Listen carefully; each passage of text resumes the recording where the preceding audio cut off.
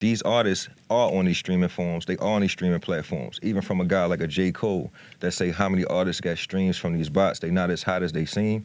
Well, J. Cole is a part of that system as well, and he don't even know it. The major labels are running these streaming farms, they running these streaming numbers, they running these setups, all right? We in a major, major industry, and that industry is ran by a machine. This shit the Matrix, and I'm Neo. Everyone in the hood has a hot verse, but the chances of making it big are slim to none.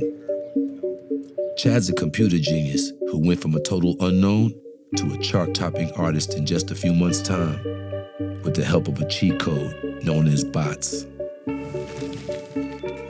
Bots are computer programs that are designed to act like humans online, only lightning fast and far more efficient. Some people use bots to buy up high-demand products, jack up the price, and resell them for a big profit. Others program bots to rack up fake streams on Spotify or generate likes and comments on their social media pages to appear more successful than they really are. The lines are so blurred between legitimate business and these fraudulent schemes that you can't really tell which is which. You ever tried to buy tickets to a concert and it instantly said sold out? Or have trouble finding the hottest pair of sneakers? Well, that's because a bot beat you to the punch. You'll end up buying those same tickets or sneakers on the resale market at premium price from the same people running those bots. And most online consumers are clueless to this type of manipulation, especially in the music industry. Yes, sir. I'm the big, said the big home. I got racks on what it is. They know what it is. I'm the big homie. Fetty, what it do, my nigga? I said life is big. Everywhere they go, you know they know the kid. I've been up, I've been down, but I never snitch. You know what it is. Yeah. Tell me how you became Chad Focus. You know, coming here, man, from Baltimore City, Baltimore, Maryland, you know, we don't got a lot of opportunities. You know, it's not too many things that you can get into when you're coming from here, right? So I went and I took a completely different angle. I tried to master IT, I tried to master technology. You know, a young black guy figuring out the way that all the major labels, man, touch the real money so I could empower my people and make sure I could give them back ownership. You know, there's different ways to go ahead and, you know what I'm saying, enforce your will. So what were some of the ways that you began to do that? Today's world, everybody's using a streaming phone. Streaming phone, man, is a bunch of different cell phones that sign up to Spotify. They play your record over and over again. You get streams, you get paid. You know, plain and simple. Being able to use my streaming platforms, man, I was able to make hundreds of thousands of dollars. We were able to chart on Billboard. We were able to chart on Spotify. We were able to chart on Apple Music, Tidal, Shazam. These streaming farms help you start the process, and that tactic is turning into legitimate money. Chad may look the part, but he's only made it this far because of his knowledge behind the computer screen. These days, a lot of artists you think you discovered on your streaming app were actually force-fed to you by computer software, or in other words, a bot.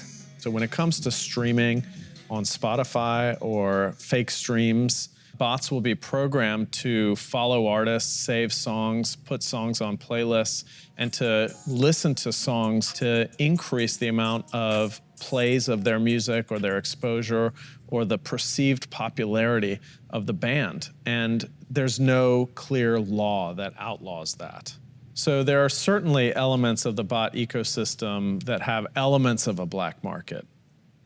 I'm guessing you're not the first artist in the industry that has used streaming farms. These artists are on these streaming forms, they are on these streaming platforms. Even from a guy like a J. Cole that say how many artists got streams from these bots, they not as hot as they seem. Well, J. Cole is a part of that system as well, and he don't even know it. The major labels are running these streaming farms, they running these streaming numbers, they running these setups, all right? We in a major, major industry, and that industry is ran by a machine.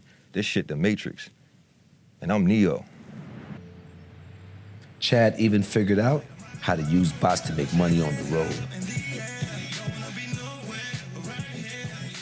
I heard you used to put on a lot of concerts, man. Yeah. Tell me about the one with you and Lil Baby. All right, so cool, man. Summer 2018, I was contacted by, a couple different promoter kids that I knew from the city. And they had been watching the movement, man. Like I said, I had just charted on Billboard. I had a big song with Dance With Me. And I was making money, Mike. I was doing well, bro. So they asked me to, one, sponsor the concert, then also be a part of the concert. Chad Focus, Moneybag Yo, Lil Baby concert. The next part about being Chad Focus, bro, is that I got $125,000 worth of budget to go ahead and buy all these tickets. Did you just physically go on the computer and buy them yourself, or what did you do? I can reverse engineer what a human does, right?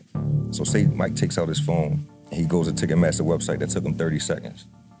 We watch Mike put his credit card information in there. He sit and think about it. Do I gotta ask, my significant other whether I can go to this concert or not? So now you done took 2 minutes to think about that $300 you about to spend. When you press that send button and it accepts the payment, you just spent 6 minutes for a purchase. You understand what I'm saying? I gotta take 6 minutes in between purchases to not trigger a fraud detection. I use a bot. I need to purchase these tickets at 6-minute intervals, and I need to do this shit when everybody is asleep. Even the promoters was running around here talking about, yo, we sold out, they bragging. They didn't know what the fuck was going on. Now, when I'm sitting on actual tickets, man, I can relist them on Ticketmaster, or I can relist them on another website we call StubHub. Buy it low and flip it high. I resold them tickets, for $500,000. What kind of profit I make? We spent $250,000, so the net profit, $250,000. I know how to make $250,000 in 5 minutes. So that's called scalping, bro. And I mastered that shit by just watching the game. We watch what a Live Nation does. We watch how they can sell out a Metallica, a Jay-Z, a Kanye West concert. All right? Live Nation, one of the biggest plugs in the world. They own the venues, right? Their job is to pack the venues out by any means necessary. They fill out their venues by buying all the tickets up, and then they be like, yo, sold out. You ever looked up and every tour was sold out and every date was sold out? And you're like, how the fuck they sold out, but then people can still buy tickets? There's not much legislation that deals with the bot ecosystem. In the US, we've got the Bots Act of 2016, which was designed to stop ticket scalpers from automatically buying large numbers of tickets to resell. That's the sole piece of federal legislation, but it's rarely enforced, and currently I don't think that our congressmen and women know enough about the technology or about the way the digital economy works to write effective legislation. So what happened after the concert? Because I was doing that concert at the level I was doing it, I got a lot of notoriety. The concert basically triggered a bigger snowball, which was, we got to look deep into this guy. He didn't just flip millions of dollars. He out here fucking making records with T-Pain, Lil Mo. He getting crazy amounts of money. People act like I'm the fucking Godfather of the Bots. They act like I'm the guy that created this shit. I'm just the one that optimized it and figure out how to do better than the guys that did create it. Don't hate the player. Hate the game, right?